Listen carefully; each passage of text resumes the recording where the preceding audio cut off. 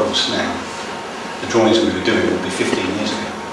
So they'll be slightly less fluid than that sort of thing. So I'm going to talk about the oracle, and the oracle these days is about urban regeneration. And there are some principles that you need to sort of think about when you're dealing with urban regeneration. And the oracle is an example of how we did that.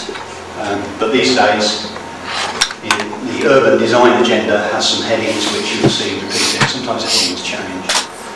But they talk about integration. You have to integrate a proposal scheme into the existing fabric of the town and city.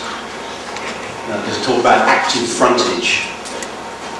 Active frontage is where there's something going on, and planners like to see 100%, 360 degrees active frontage, which is very difficult to achieve in lots of circumstances.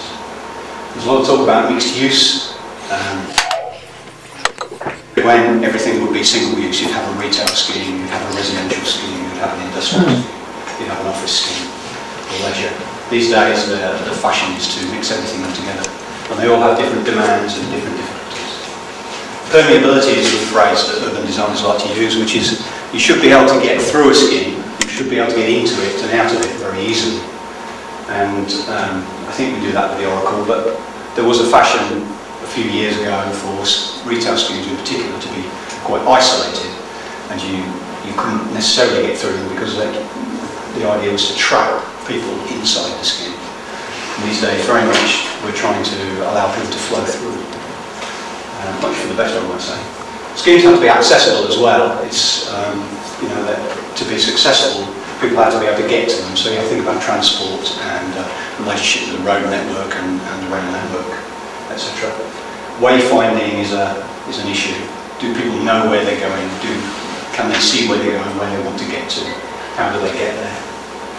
And signage is part of that. And a sense of place is something that you'll see. Our places, do people recognise that they're in a place? What goes to make a place is quite a difficult subject, and you know, lots of conversations about that and lots of agreement and disagreement. But hopefully I can talk about those things as we go through the oracle. What qualifies us as architects to do this sort of thing? Well, we do quite a lot of schemes of this type. This is a more recent scheme in Nottingham, which is showing a slightly different approach than the oracle approach.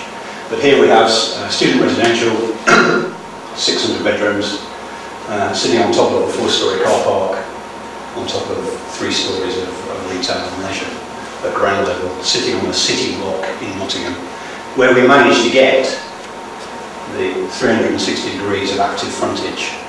And active frontage is fairly easy in retail terms. You just have a shop window, and so hopefully something's going on inside the shop window, although it's not always as easy as that. But when you get other uses like offices or residential, then it's a little bit more difficult to make sure there's something going on at the ground level that makes people comfortable to be near the building.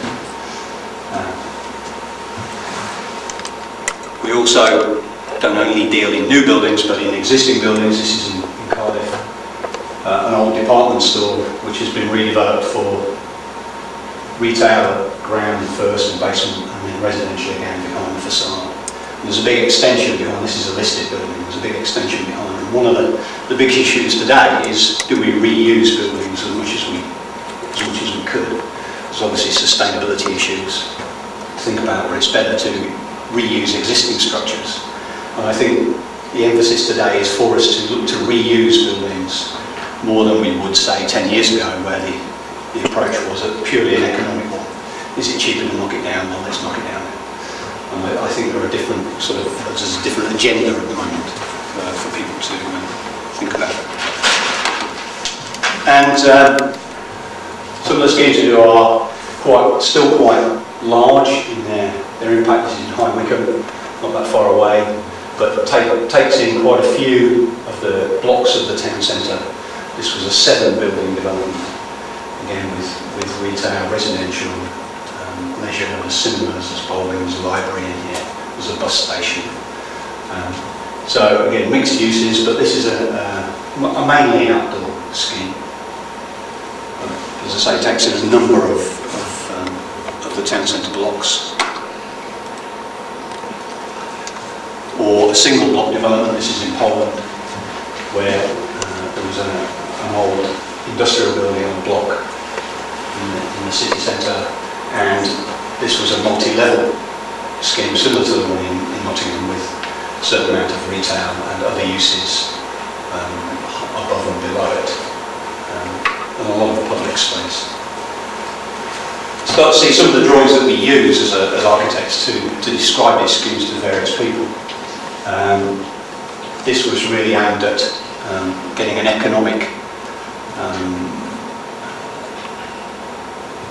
some feedback to the client on how much money he can make out of the scheme, and how much it cost him to build. So typically, a client would be able, with a schedule of areas that would accompany this, the client would be able to make an assessment of how much income he could expect from this sort of development, and how much it would cost him to build. And then we put a few pretty diagrams in there so that he can go around his banks if he's trying to get funding to say what a wonderful development it's going to be, and the bankers will go, that's good. How much money can we make out of this? But there's a variety of sketchy sort of information that we tend to pass around clients in the early stages to get the scheme off the ground, as it were, rather before we get into more technical drawings. And that was a single city block. This is one in China. Everything is bigger in China, and this is several city blocks. I think there are several thousand residential units in this: hotel, conference centre, shopping centre, about the size of the Oracle, and quite a lot of stuff going on. We might build a model here to show how it might be redeveloped. But again, we're still using these sort of sketchy diagrams, which is enough to show people how much accommodation we could get on the site, so they can put a cost on it, so they get an idea of the overall financial viability of the scheme. So, we do this sort of thing all around the world, and on different scales. Before we get onto the Oracle, there was at the time of the Oracle, things were changing a little bit when it was in its conceptual stage. In the 1980s and 1990s, there was very much a fashion for out-of-town retail schemes. This is an aerial photograph of Bluewater in Kent, which is, at the time, was the biggest. There are several schemes like Bluewater. Lakeside is over there, there's Metro Centre in Newcastle, and there's Merry Hill in Birmingham. Schemes that are 100,000 square metres plus, and you can see from the aerial photograph here, they have a number of larger buildings. These are called anchors for a shopping centre speak, draw the people around the circuit. And these would be, if I'm recognising this, I think this is John Lewis. There's John Lewis, House of Fraser, Marks and Spencer act as anchors, and between them there is a circuit, a smaller shop units, and then off to one side there is a leisure development of cinemas and various large-scale restaurants. And the idea of these shopping centres was that you could drive to them, you had to drive a long way, and people come from Sweden to go to Bluewater. And you would stay all day, or several days, if you come from Sweden, I guess. But there would be plenty there to entertain you, but you would have to, it costs a lot in terms of transport to get people to these centres. And so, around about the time that the Oracle was being thought of, there was a move to not to do this sort of thing anymore, but to make them, although it wasn't called sustainability, it was to make them more sustainable by putting them in town city centres. And it was against that background that the Oracle was conceived. There's a view of it now. It's useful to do a bit of background. Where is Reading? I think that's important in thinking about what sort of urban regeneration you're going to do. And for the developers at the time, Hammerson, they very much were into retail-led regeneration. And in order to make that viable, you have to be sure that you've got a big enough audience that your catchment for the centre is big enough. And so there's sort of few rules that they like to apply. I'm not sure, it's a bit of a dark art, really. I'm not a developer, so I'm not entirely sure what they take into account all the time. But one of the most important things is the location of the centre and its relationship with a variety of things. And the advantage for Reading is it's not London, but it's quite close to London. So people from the west edge of London would easily come to Reading. And then you have Southampton, Oxford, Bristol, Birmingham not too far away. The sort of radius of catchment is quite an important sort of factor in developers thinking about whether regeneration, retail-led regeneration particularly, is going to be successful, because they will draw people in from a very long way away. So Reading attracts people from beyond Milton Keynes. Milton Keynes is a very big shopping centre in its own right, but people will come from beyond Milton Keynes, from the edges of Birmingham, certainly from Bristol, and certainly from London and the south coast. So that made it a good opportunity for development for Hammerson. They could afford to spend a bit more money on what they were going to do. For that sort of centre, they wanted a regional shopping centre then. It's important that the site has a good accessibility from the transport network. Most people come by car, still come by car to shopping centres. So access to the motorway system was very important, and the A road system, and also being on the railway line didn't hurt the west coast. The regional westerly railway was an important thing, and also proximity to Heathrow is also quite important, because people at the time, they wouldn't necessarily do that now, but when Reading was being developed, people would fly into Heathrow and think about coming to Reading to do their shopping. Nowadays there's so much shopping at Heathrow that they probably wouldn't, and they've got Westfield and Shepherd's Bush as well, which is probably closer. But also the immediate towns where people think on a Saturday morning, where should I go shopping? Places like Camberley and Farnborough, Woking, all of these sort of smaller towns towards London, Oxford to the north. The sort of location and accessibility from all of those centres was quite an important factor in determining whether it would work as a regional centre and how much space that the town centre could stand. It also had a bit of a reputation. It wasn't, we're talking of sort of the early 90s and the mid 90s. It was an okay town. It had the computer guys out there towards the east. But the centre of the town was a little bit down at heel, and I think the local authority was really trying to find a way to push Reading further on, to make it more of a destination. And they were struggling, to be honest.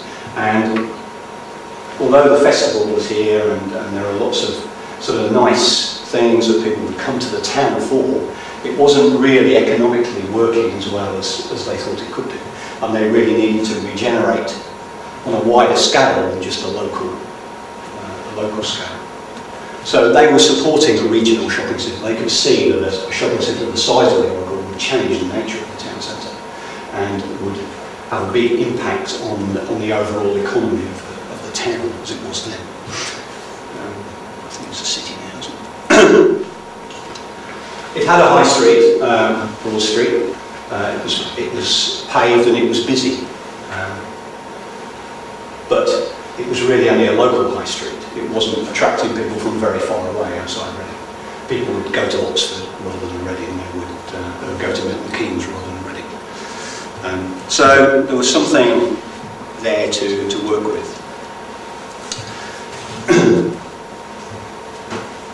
So when we came to look at the site is here. In the south we've got the IDR, which I think is gradually disappearing, but was a key item in those days because it bound the town centre and it limited the expansion of the town centre. The river ran through the centre of the site.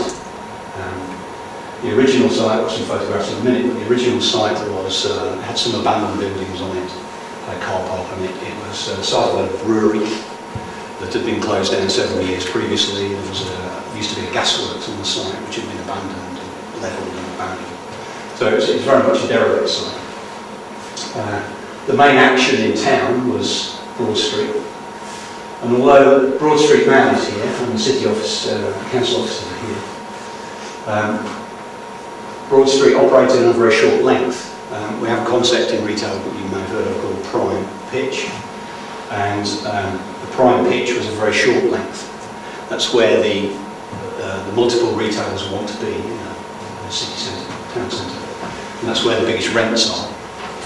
And for Reading, it was a very short pitch. It was essentially from Marks and Spencer, here, to just beyond Heras, John Lewis is here. It didn't really stretch as far as Broad Street now. And there's another shopping centre further north towards the station, which was very down here also. So a number of sort of issues to think about there, and the main one was that the site down on the riverside was actually quite a long way away from the prime pitch of the town centre.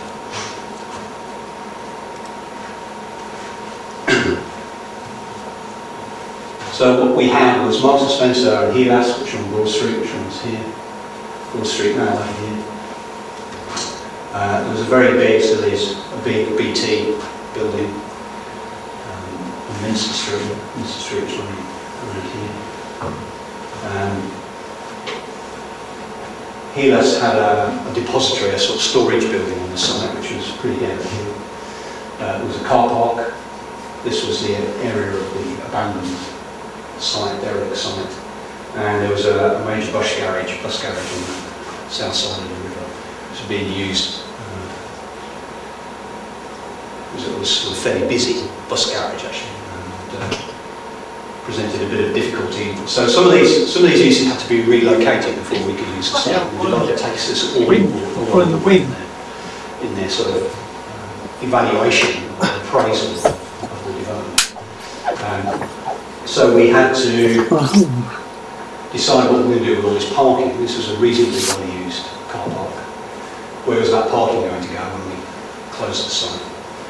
What were Heras going to do? So on the other side of the IDR was a bit of the site, so we demolished the building over there and built them a new storage facility so that they could move out onto the south side. The buses had to be rehoused somewhere, so there was a new bus station that was built quite a short way. But we still had a bit of an issue in that the site was still sort of at the back door of Debenhams and Heras. There are also a number of listed buildings on the site. Selbridge's house was one over here, 2 buildings. And the river, of course, which was in pretty dire condition. Interestingly enough, had a traffic light. I don't know if anybody here remembers what was in there. Remember the traffic light.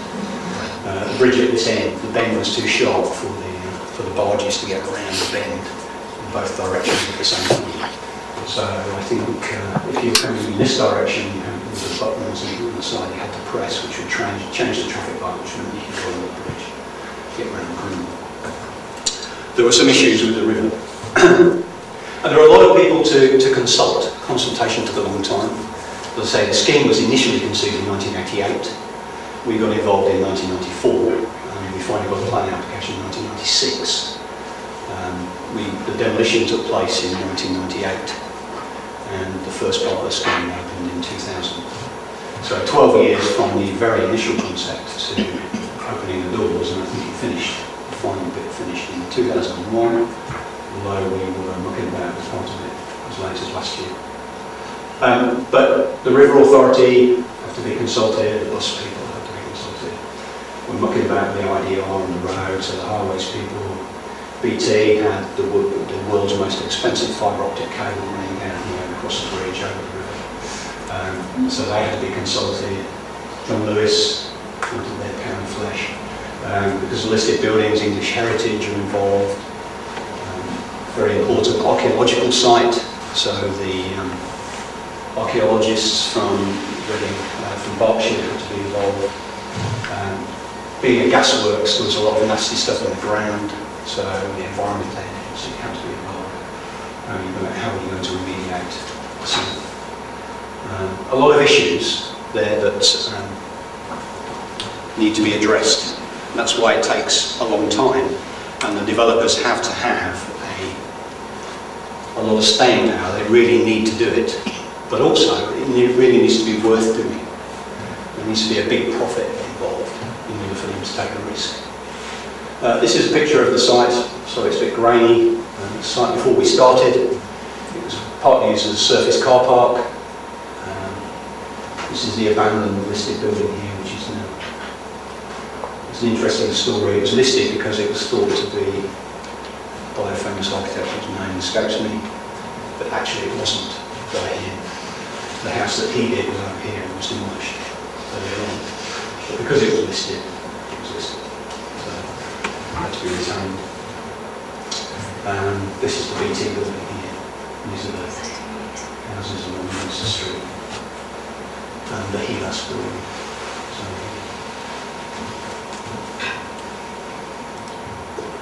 Archaeology, as I said, it was quite important.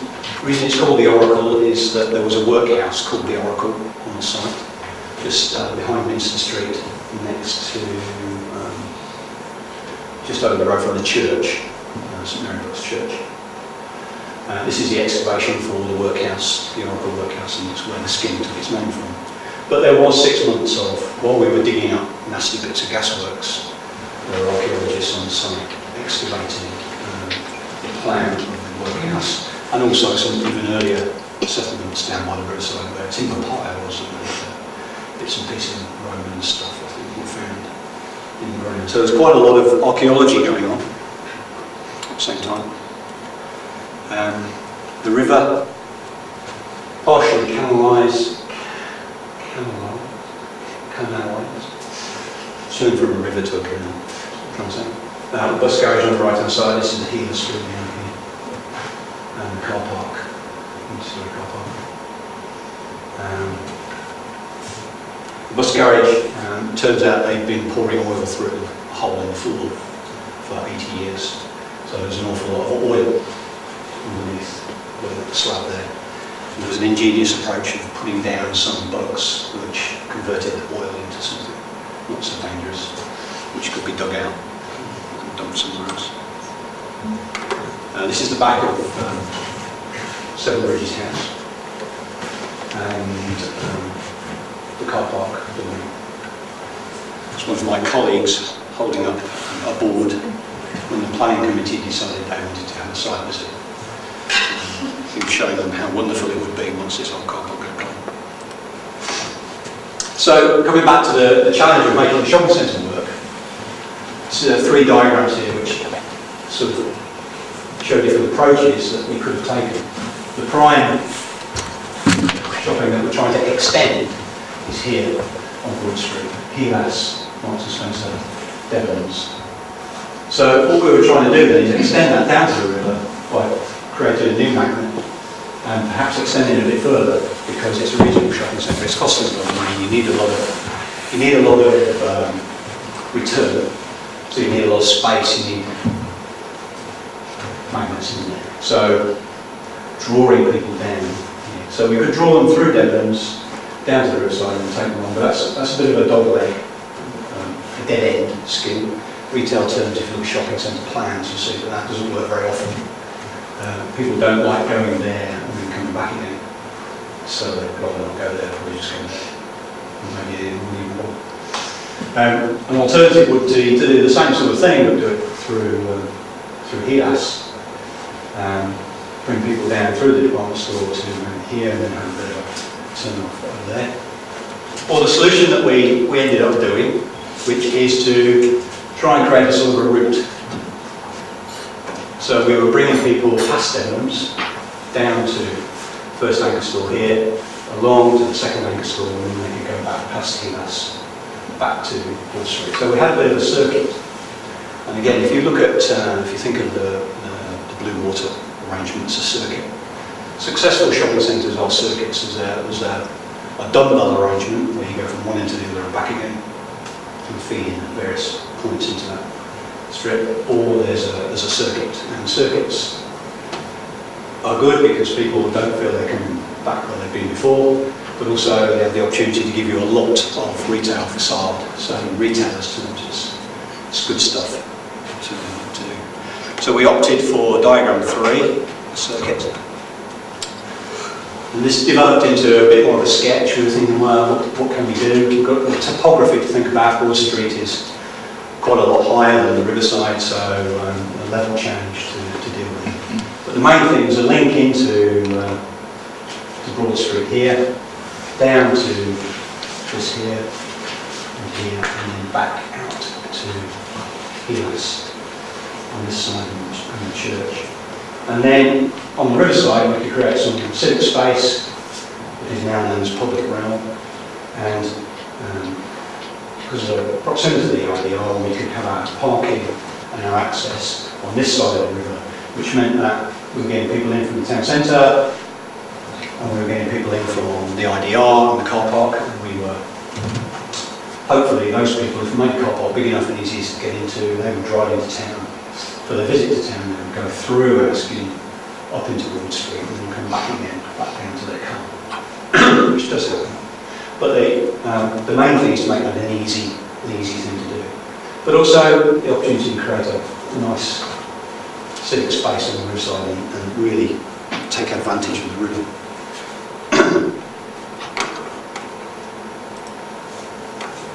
So that then evolved into another sort of more of a block diagram that takes into account the topography. So we have our 2 anchors here. The decision had been to move Debenhams down to here, put in the House of Fraser. Obviously Marks and Spencer's still there, Heelas is still there. Broad Street, as you know, if you know the scheme, coming more or less level from Broad Street, you have to go up a little bit, but there's a top level of retail.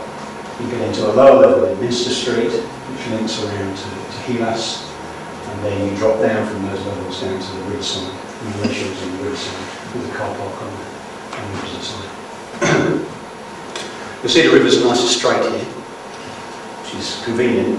We did actually straighten the river quite a lot to take away the traffic light. It's no longer there. We did several new bridges, the pedestrian bridges, but the traffic bridge at this Debenhams end of the scheme is a completely new bridge. But while we were doing that, we reorganised the river slightly to allow the traffic to work a little bit better, and paid off bridge waterways so that they could get rid of their traffic light and their maintenance issue.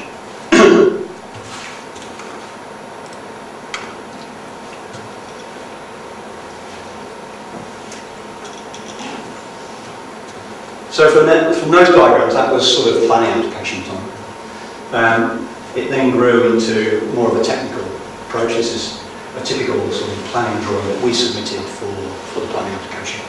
It shows the different uses, shows the arrangement of the buildings. This is the link what used to be Debenhams down to the new Debenhams here. So entrance off Broad Street, escalators up, Boots I think is the name, past the shop units into the main round, and then the main route down to the riverside here. So shop units here, House of Fraser, this side. This is car park access here for the car parks on the roof. So access off the street, I just can't remember.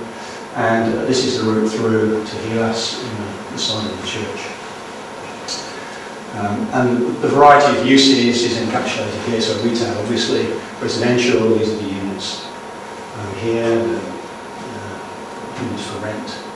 Cinemas, tin-screen cinemas, concentrating on leisure down on the riverside, because you can mix leisure and shopping, but the retailers don't really like it, and the leisure people don't really like it. They like to be a little bit separate. They like to tap into each other's audiences, each other's visitors, but they don't like to be next to each other. Different demands. So concentration of leisure, which is eating, around the riverside with the cinemas, and concentration of retail on that side. Can't remember how many restaurants, 20 or 30 restaurants, something like that. the two historic buildings, well, three actually, 2 to 4 London Street, which is here, not shown on there, and the Sunbridge's house. And the facade to the old Debenhams building was retained and turned into an entrance on Broad Street. There were some offices in there, but they're very minor in nature. The civic space is obviously a big, important issue there, the size of the signs and stuff. And it took 2 years to build it, but I think that's the key issue is with these schemes, they take 10 years to plan from their initial concept. The time on site is relatively short. It's very chaotic. There were 9 separate building contracts going on at the same time with 3 different contractors. And so it was a very chaotic time, and it had an impact on the town centre, but actually it was a very short period of time compared to all the politicking beforehand.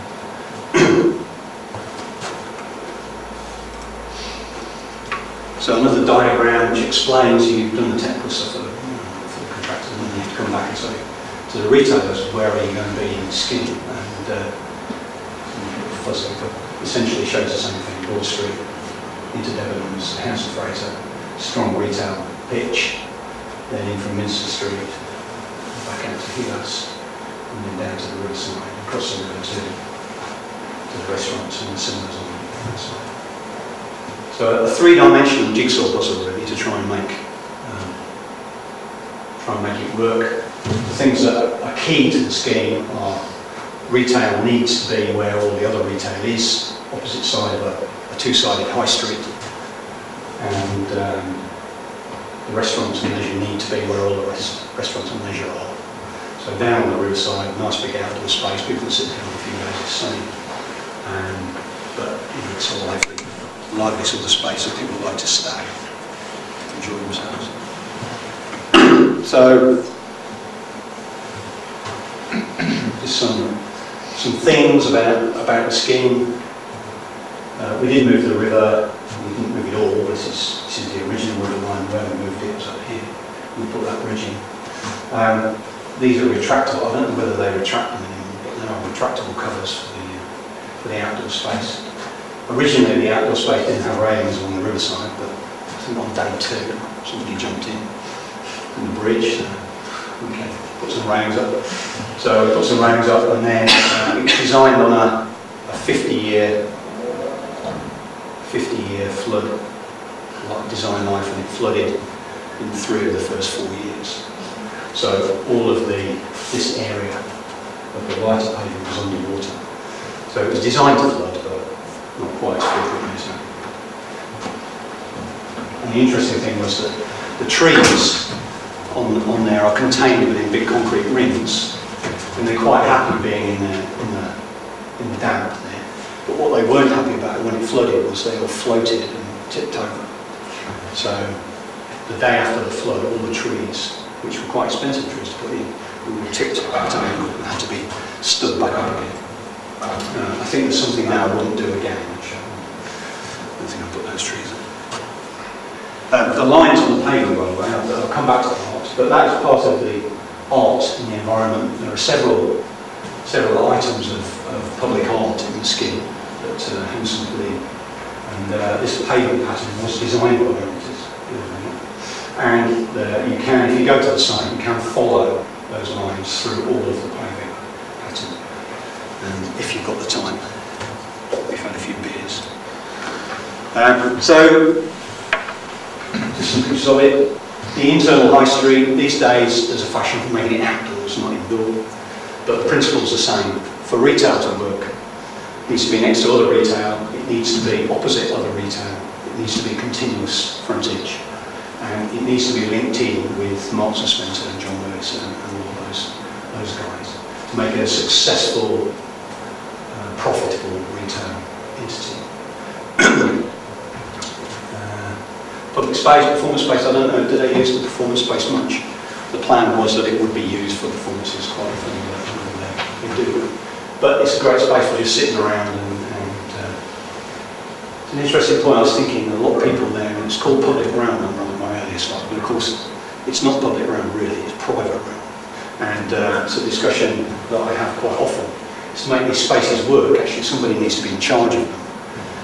They need to clean them up, they need to move people on, they need to make sure that people are only doing what they're supposed to do there. And the security guards used to be in uniform, I don't know if they still are, but you need, for these sorts of spaces to work, you need somebody there to police them more frequently than you might police a town centre street. The car park is an interesting issue. I mean, this facade was developed because it fronted onto the IDR, bit of a racetrack, separated because of industrial buildings from the residential, which is on that side of the city. Now, of course, the IDR is disappearing.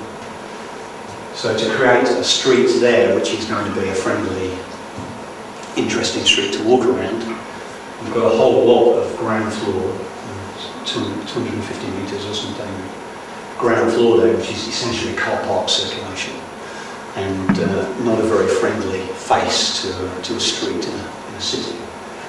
So how that is going to be redeveloped is going to be an interesting issue.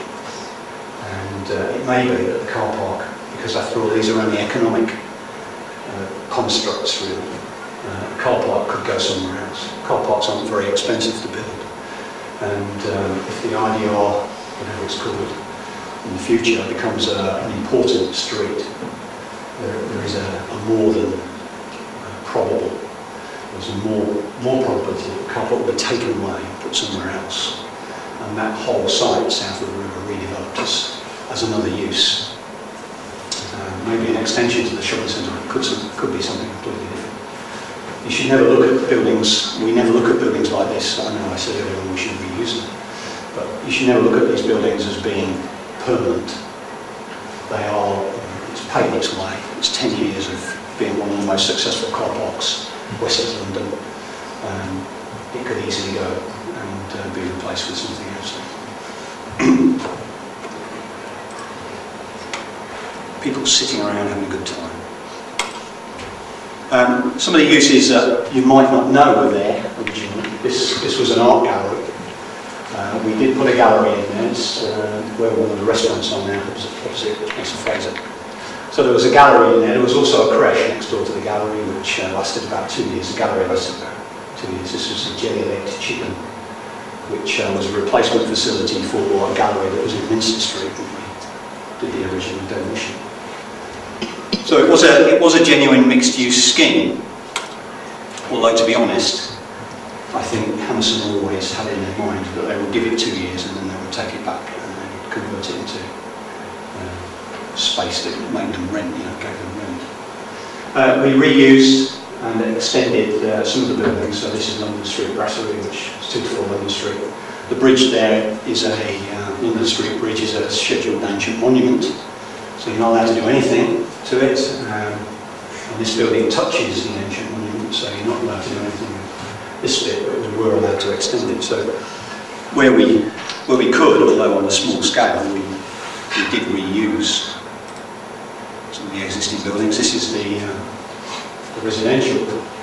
And at that time, it was a little unusual to be developing residential above retail.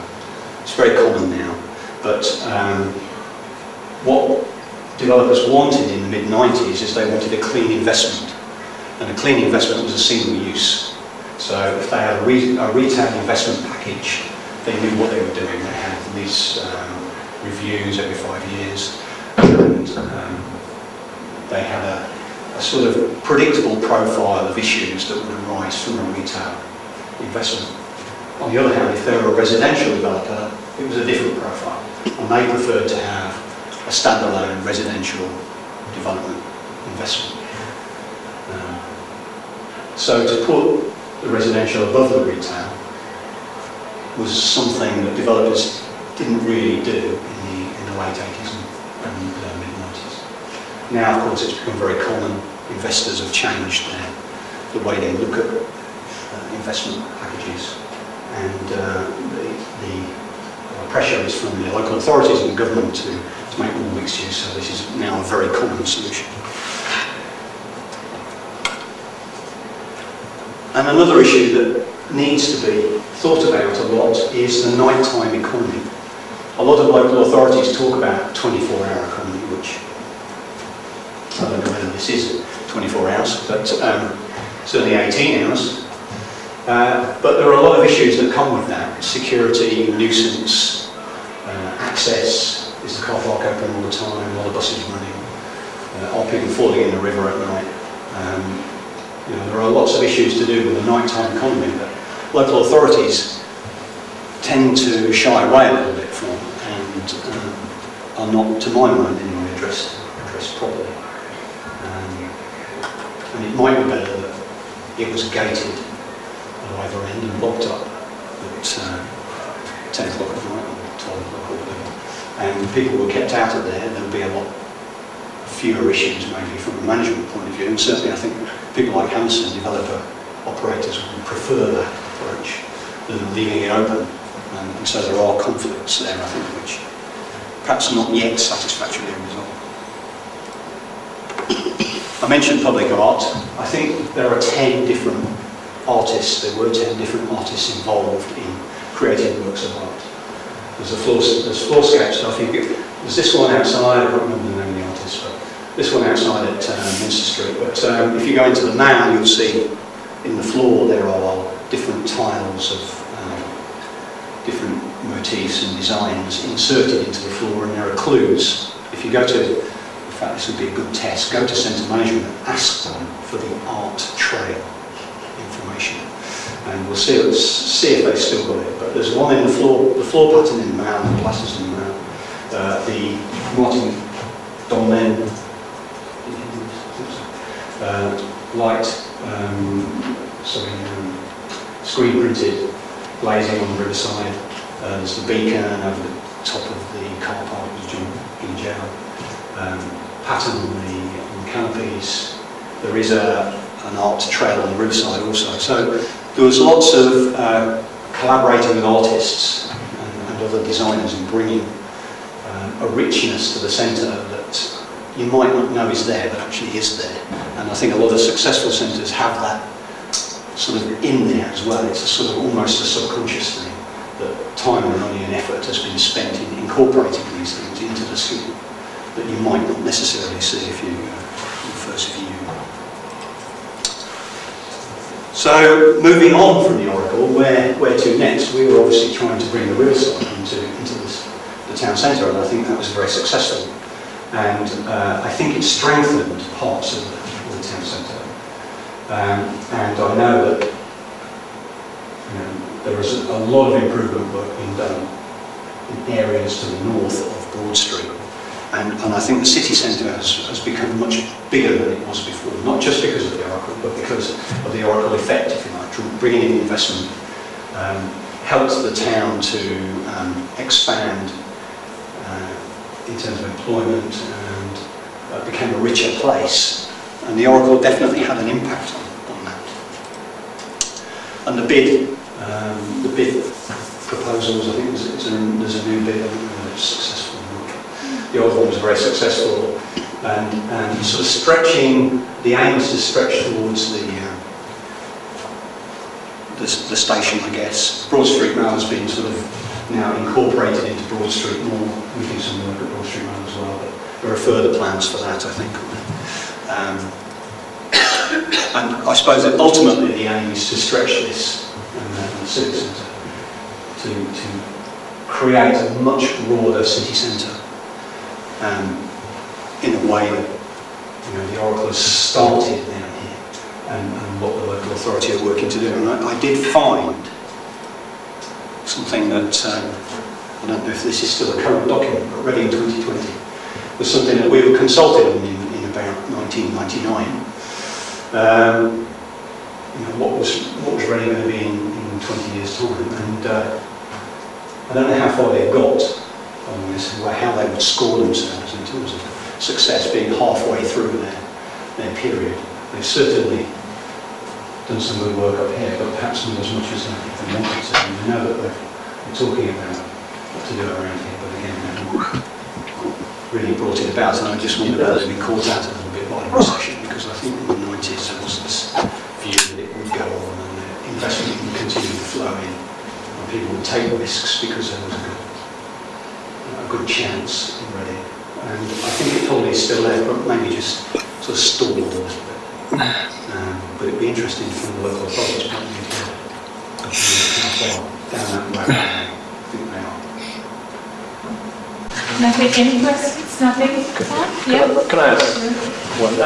You were sort of mapping out how you were sort of designing the centre.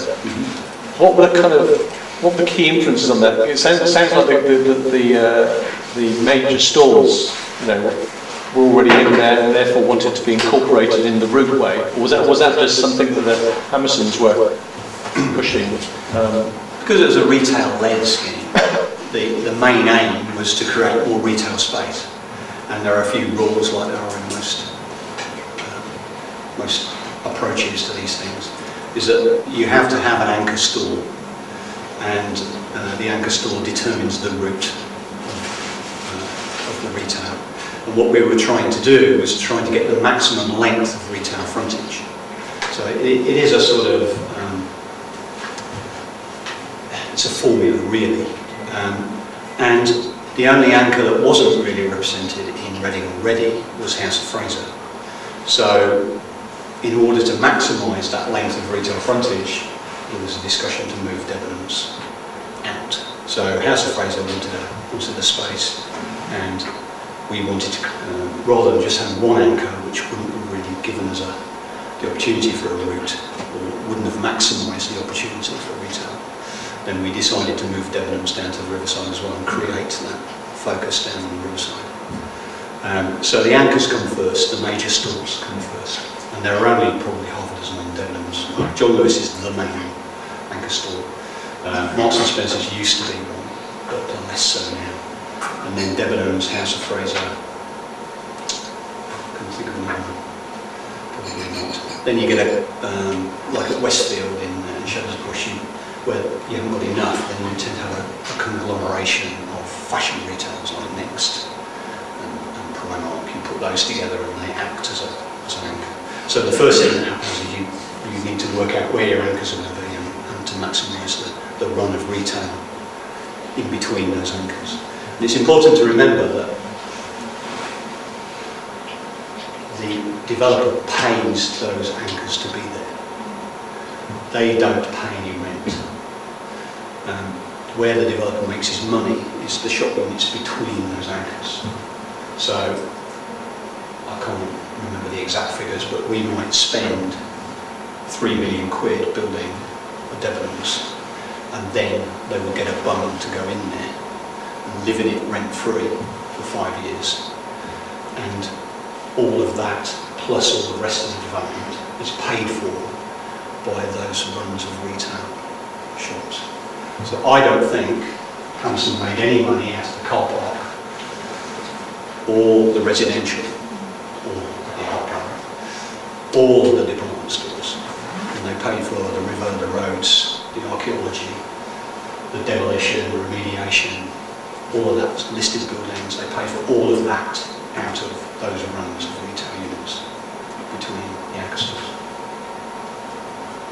In terms of how it's been finished some time and as a success, what are the rents like down at the Oracle now compared to the original shopping street as a comparative?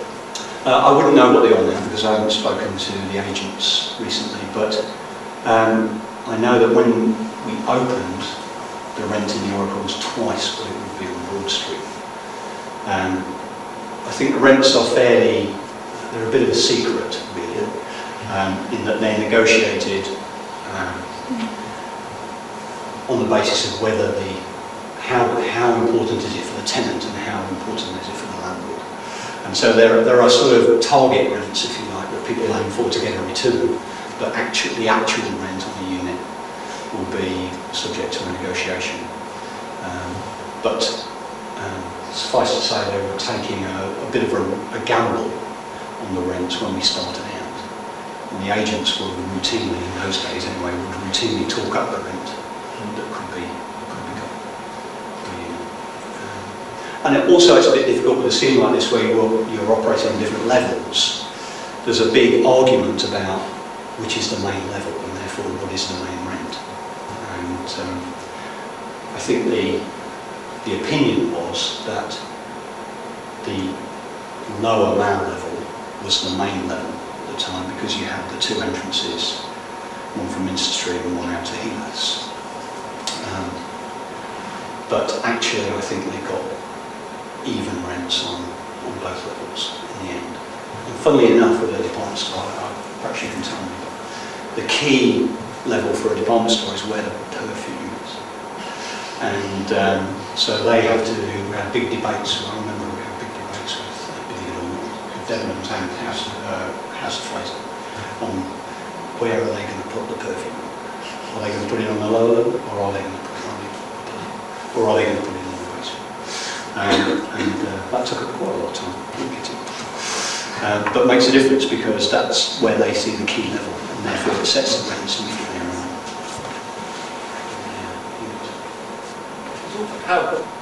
How confident was everybody about how well the entrance off of Broad Street would work? Because that seems very important to the street. It was very important, yeah. And it's difficult because normally, traditionally, you would have a straight-in entrance.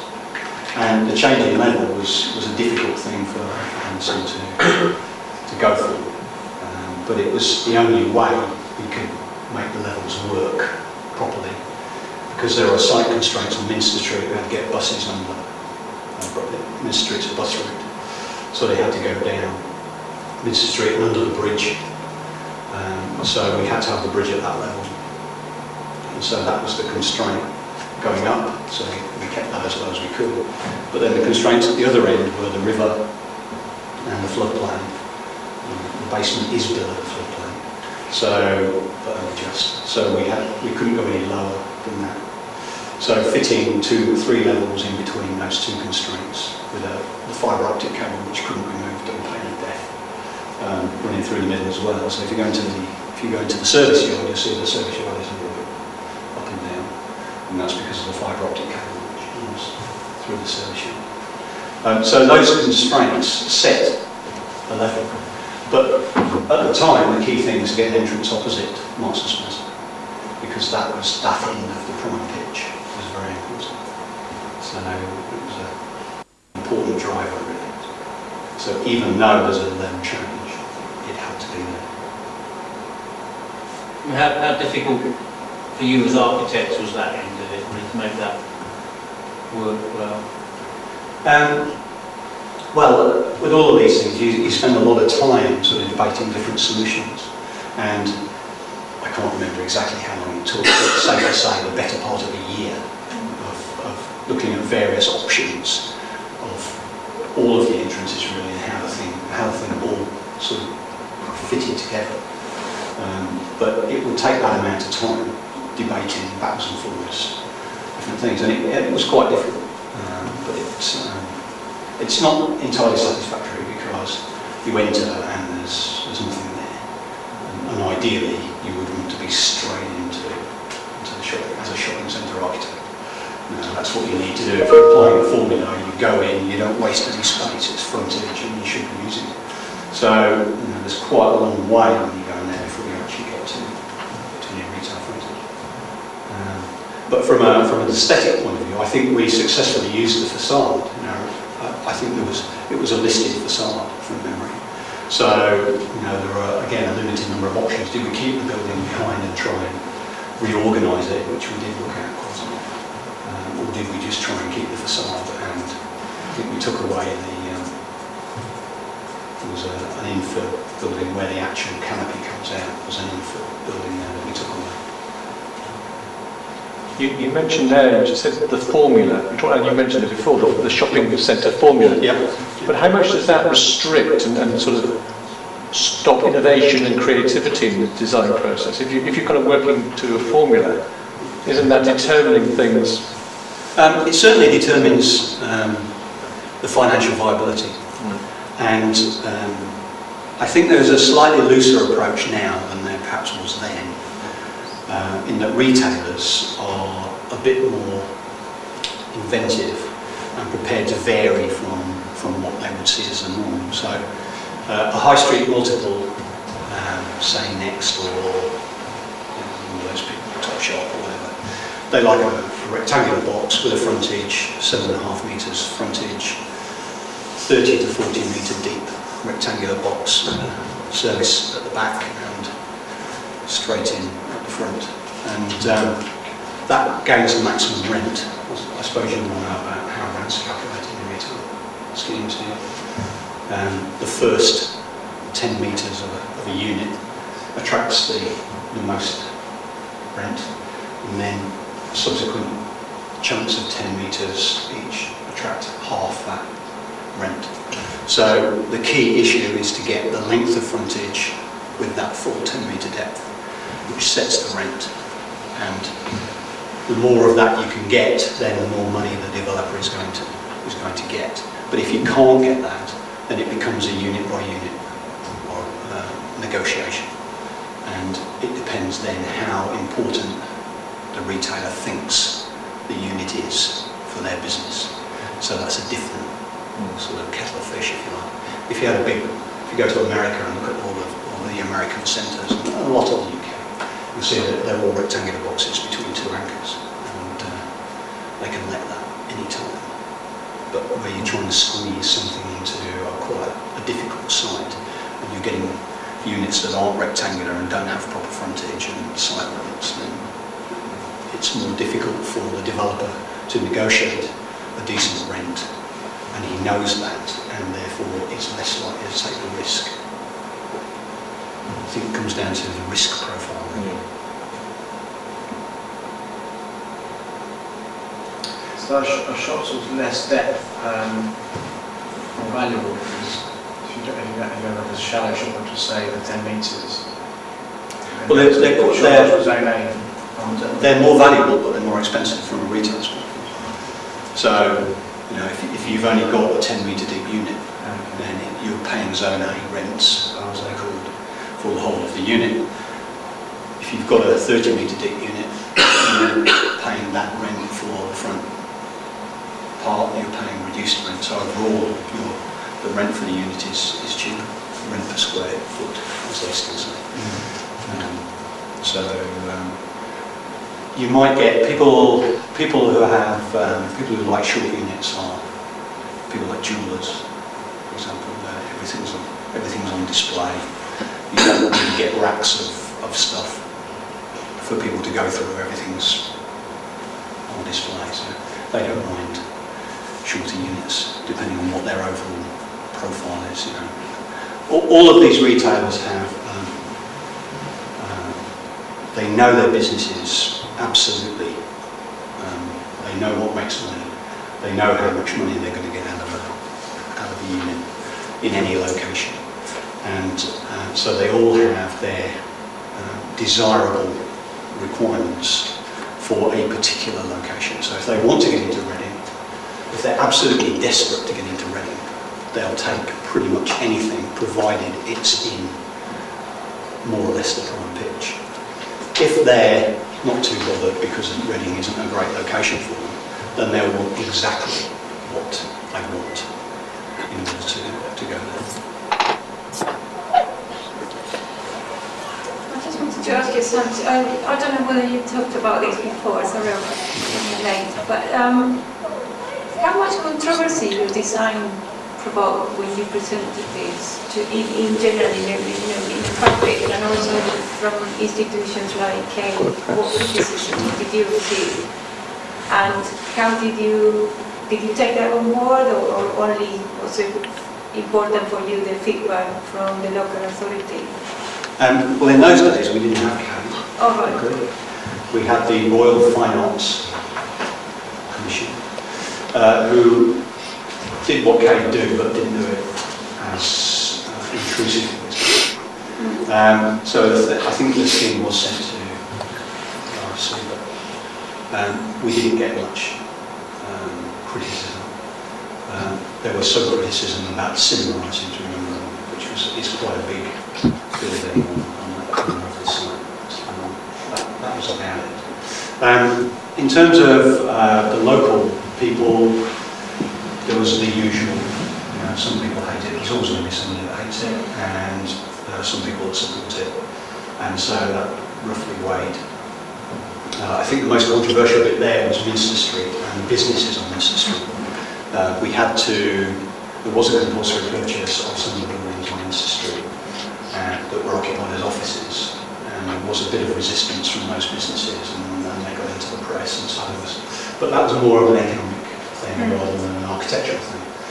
In terms of the local authority, we had a fairly easy ride because essentially the local authority were behind the scheme. They were promoting the scheme, they were supporting the scheme.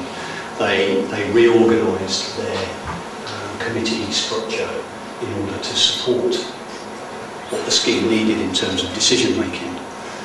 We had a very good coordinator, his name escapes me now, he's now Chief Executive of the Isle of Man, I think, but his job, his job was to gather together all of the local authority agencies and get them into line and answer any issues that we had. So we got a lot of support from the local authority. So it was surprisingly uncontroversial.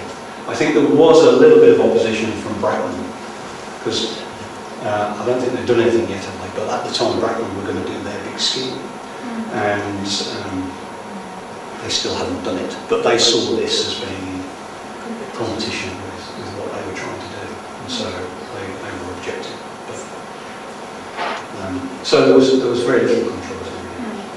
But it was mainly the good dialogue with the local authority that you think it was good for them. Yes, that's right. And I think a scheme, there's something that developers try and do these days, a scheme of this size, is that there must be a strong relationship with the local authority. Because you've got highways agency, you've got, these days you have housing, there's the employment people, regeneration. You know, a whole host of agencies within the local authority who work at their own pace, to their own committee deadlines and their own priorities, and quite often you can get passed around within the local authority, so you do need someone to draw that together. And some local authorities are very good and some are not very good. I think it comes under the heading of regeneration these days, but it didn't in those days. Regeneration wasn't really a sort of solid concept. If you had the same site again, you'd do anything differently? I think we'd mix it up more. I think we would still have the retail pitch because economically it still doesn't work unless you do that properly. But I think that south of the river, certainly, I think there's an opportunity there to mix things more. And I think that we would probably make it more dense, so we would probably add more to it.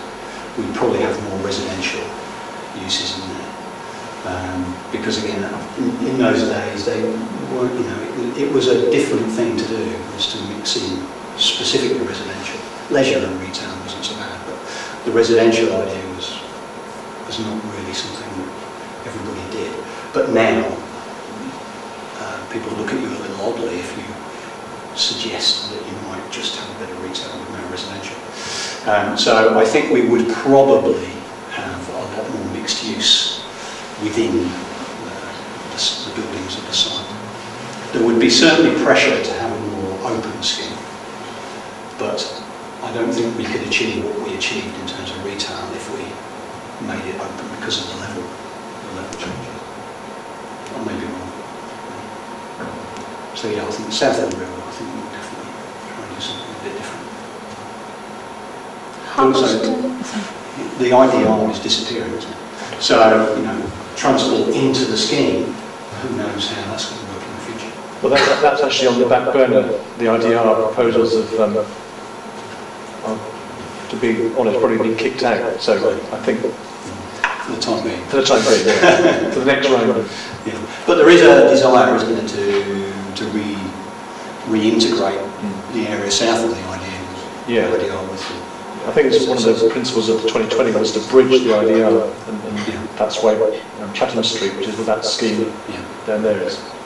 Again, that's stalled. That's part of the stalling process.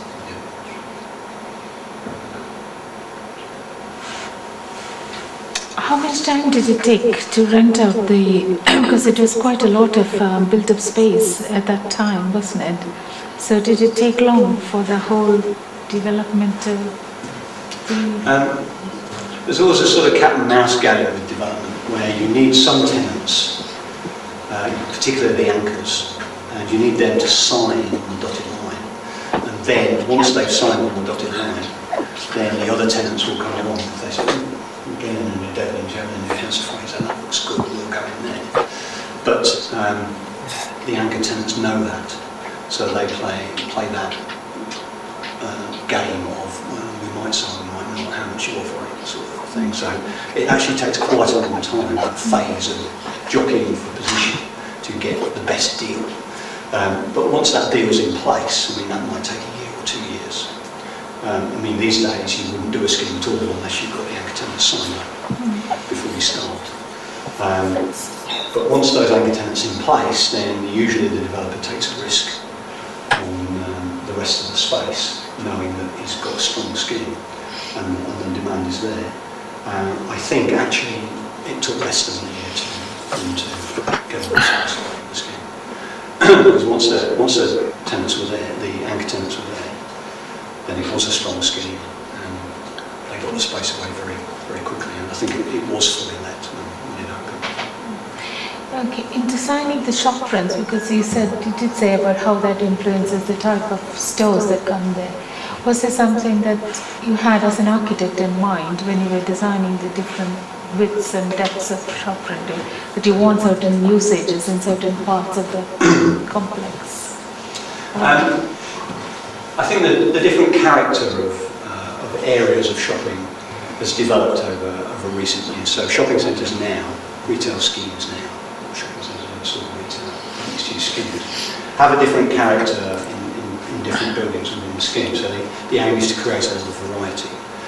In an internal environment like the Oracle, then the aim is really creating a background for the units, for the shop fronts. So the tenants want to shine out from that background. You don't want to detract from them. And there's an interesting sort of, interesting for me anyway, you might not find it interesting, but if you go to shopping centres and you look at specifically at what goes on around the shop fronts, you'll find there are two approaches. One is a very richly decorated and designed, expensive background. And if you go to Bluewater, you'll see you can spend hours, or at least I can spend hours along after the shopping. I can look at what goes on above the shops, and they spend an awful lot of time on to create this sort of subconscious feeling about the environment. On the other hand, there are people like ourselves and maybe BDP. If you go to a BDP scheme, go to Cripps Causeway in Bristol, that's a classic example of a dumbbell scheme out of town. And BDP at the time, they just painted everything white. So it was plain white, and just the shop unit fits within that white frame. And their approach was the shopping centre should be in the background and the retail should come through. I think in the Oracle, what we've got is our approach was very much that latter approach in the internal areas. Externally, down on the riverside, there's a bit of variety. Some of the shops are very wide front of all their restaurants, are very wide frontages. Some of the Minster Street ones are smaller and lower, and there is a slightly different approach. But one of the problems with retail is that, and you can see this in high streets, is retailers only really want a very small shop window. They don't want a big window. They can't rack windows, especially fashion retailers. Fashion retailers live on racking space. They want as much racking shelf space as they can get, and you can't do that in a window. So if you go around the Oracle and look at the lower level of Debenhams or House of Fraser, you'll see there's lots of windows that are blank, because we had a debate with the local authority and the planners about, well, we want active frontage, we want windows, and you can have windows if you like, but nobody's going to use them. Well, we want windows. So we put windows in, and the first thing the Debenhams and House of Fraser did was blank them out, because they don't want windows. They want display space internally. So there's that sort of problem to get over when you're designing for retailers.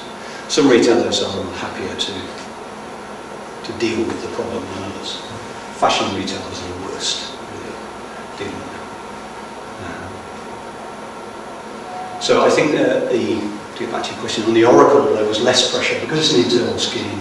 Everything had to be pretty much the same, formulaic internally. These days, because you get more external schemes, you've got more street facades, then there's a lot more variety. The aim is to create more variety. Do you work regularly with Hammersons? Are you know, in terms of your client relationship, do you tend to work with the same developers? We tend to, in some instances, yes, but not necessarily with Hammerson. Right, Hammersons. We work with Hammerson on this scheme, and we have continued to work with them. You have? Yeah, we have. So we're still looking at tweaks and On the Oracle? on the Oracle. Yeah. And what about, for other schemes you haven't? Not with Hammerson, No. but we do have a relationship with British Land, for example. Right. Land Securities or Haskoll. We tend to get involved with a particular scheme and stay at that scheme. And then we might do some others with them. Because you obviously you put up relationships then and knowledge of the kind of the ideas and philosophy behind certain companies. Does that help with the design process, I suppose, if you know? If you know where they're coming from, yeah, that's right. Yeah, you need some of them are more. It comes down to personalities, and the personalities change obviously in developers. The development companies are not one-man bands. You know, they're hundreds of people, and the people who are responsible for development is a group of people, maybe 10 or 12 people in a company like Geeson. And depending on who the project managers are, they have their own views on how things should go. There will be a corporate view of what they want their assets to be like, but generally speaking, it's down to the person you're dealing with who's supporting or not supporting what you do. So you need to know what the company ethos is, but also you need to be alive to what the personality of the client you're actually dealing with, what they're. And some people are very interested.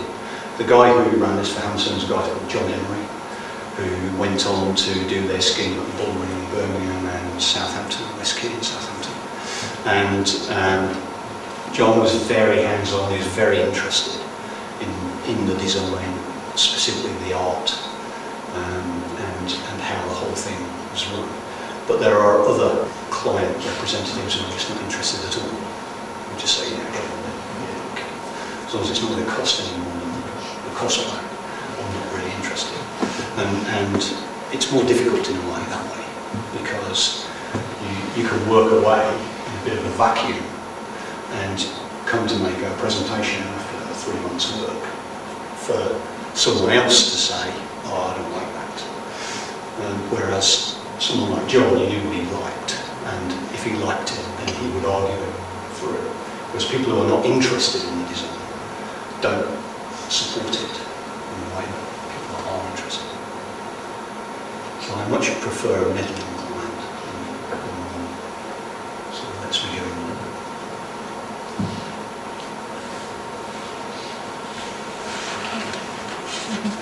Okay, thank you very much. That's very interesting talk. Thank you.